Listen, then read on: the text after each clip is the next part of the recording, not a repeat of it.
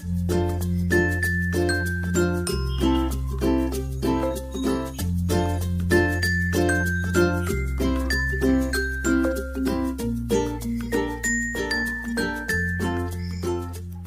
Everyone, আসসালামু আলাইকুম। Welcome back to my channel Shamima's kitchen.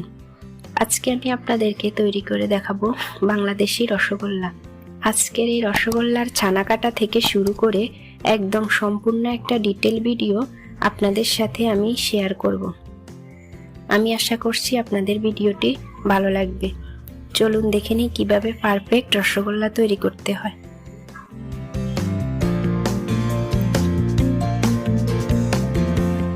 তো এর জন্য এখানে একটা পাত্রের মধ্যে 3 টেবিল চামচ নরমাল পানি নিয়েছি এবং এর মধ্যে দিয়ে দিচ্ছি 3 টেবিল চামচ হোয়াইট ভিনেগার বা সাদা সিরকা। এটা একটু মিশিয়ে রেখে দিলাম। এখন আমরা ছানাটা ছেঁকে নেওয়ার জন্য এরকম একটা ঝাঁঝরি নিয়ে নিয়েছি এবং তার উপরে একটা সুতি পাতলা কাপড় আগে থেকে এভাবে বিছিয়ে রেখে দিব। তো এখন আমি ছানা তৈরি করতে যাচ্ছি। চুলায় একটা হাঁড়ি নিয়ে নিয়েছি, এর মধ্যে দিয়ে দিচ্ছি 1 কেজি গরুর দুধ। দুধটা ভালোভাবে ফুটে ওঠার পরে ভিনেগারের পানিটা মিশিয়ে দিলাম। একবারে সবটুকু দেওয়া যাবে না, অল্প অল্প করে দিতে হবে। এখন আমি চুলাটা বন্ধ করে দিব।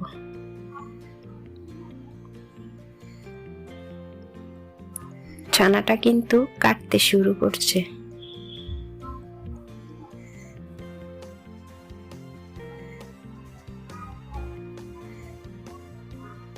যখন এই পানিটা আর ছানাটা সেপারেট হয়ে যাবে তখন বুঝতে হবে ছানাটা হয়ে গিয়েছে।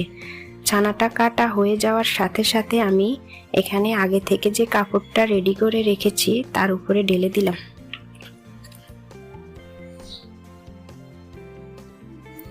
এবার আমি নরমাল পানি দিয়ে হালকা একটু ছানাটা ধুয়ে নিব।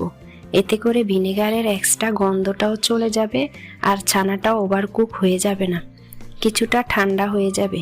বেশি পানি দিয়ে ধুতে যাবেন না, জাস্ট হালকা একটু ধুয়ে নিলে হবে। তারপর কাপড়টা এভাবে ধরে যতটুকু সম্ভব হালকা চেপে চেপে পানিটা বের করে নিতে হবে।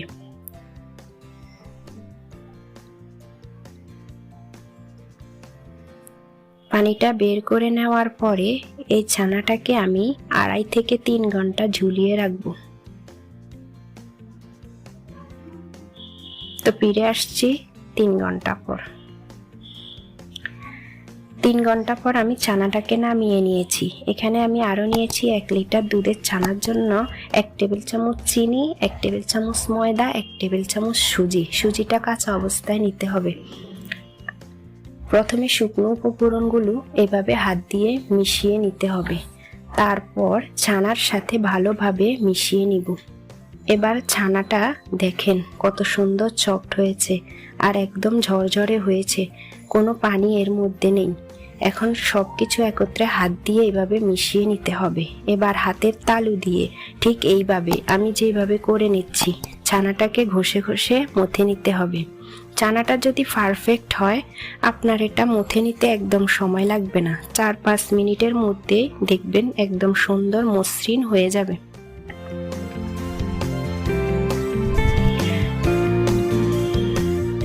আমার ছানাটা মথে নেওয়া হয়ে গেছে আর এটা একদম এরকম মসৃণ ভাবে মথে নিতে হবে, কোনো লাম্প যেন না থাকে। এখন আমি মিষ্টিগুলো তৈরি করে নিব। এবার আমি কিছুটা ছানার অংশ নিয়ে হাত দিয়ে এভাবে ঘষে ঘষে মিষ্টিটা তৈরি করে নিচ্ছি।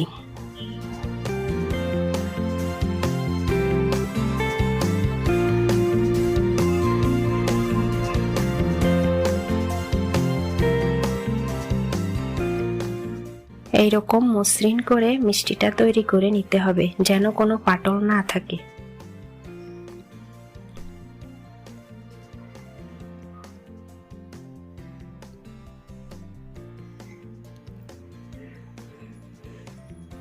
এখন আমার সবগুলো মিষ্টি তৈরি করা হয়ে গেছে। এখন আমি চলে যাব শিরা তৈরি করতে।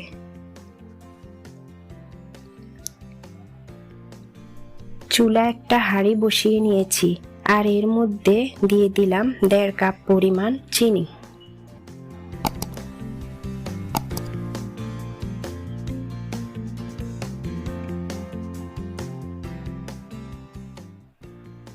এখন এর মধ্যে দিয়ে দিলাম 4 কাপ পানি।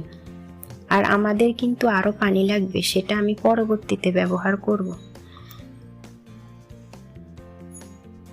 এখন আমি এর মধ্যে দিয়ে দিচ্ছি 3টা এলাচ।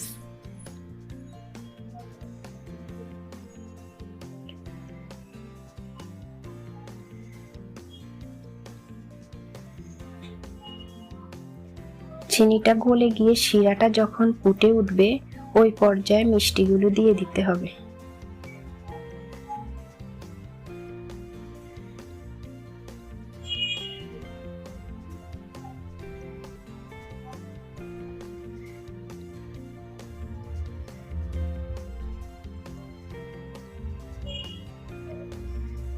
এবার ঢাকনা দিয়ে মিষ্টিগুলো জাল করে নিতে হবে 30 থেকে 35 মিনিটের মতো।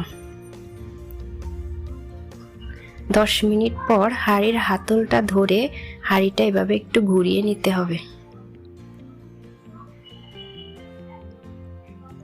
30 মিনিট পর আমি ঢাকনা খুলে দেখাচ্ছি, আর দেখুন রসগোল্লাগুলো ফুলে সাইজে বড় হয়ে গেছে।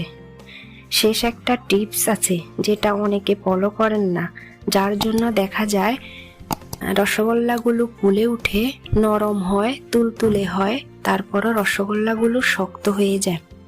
আমার এই টিপস ফলো করলে আশা করছি আপনাদের রসগোল্লা শক্ত হবে না। এই যে আমরা 30 মিনিট রসের মধ্যে মিষ্টিগুলো জাল করলাম, এই জাল করার কারণে শিরাটা কিন্তু ঘন হয়ে এসেছে। তাই আমি এখানে 1 কাপ ফুটানো গরম পানির সাথে 1 চা চামচ চিনি অ্যাড করে দিব, যাতে ঘন শিরাটা পাতলা হয়ে যায়। এই ঘন শিরার মধ্যে মিষ্টিগুলো থাকলে মিষ্টি শক্ত হয়ে যাবে। আরেকটা টিপস হলো, মিষ্টিগুলো জাল করার মাঝে যদি আপনাদের মনে হয় শিরাটা ঘন হয়ে গেছে, তাহলে আপনারা গরম পানি অ্যাড করতে পারেন। সেক্ষেত্রেও কিন্তু চিনি মিশানো ফুটানো পানি অ্যাড করতে হবে। পানি অ্যাড করার পর আমি আরো 10 মিনিট মিষ্টিগুলো জাল করে নিব।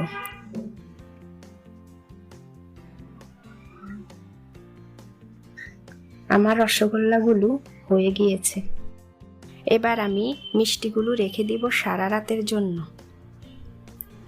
রসগোল্লার পারফেক্ট টেস্ট পেতে হলে শিরার মধ্যে রসগোল্লাগুলো 5 থেকে 6 ঘন্টা রেখে দিতে হবে।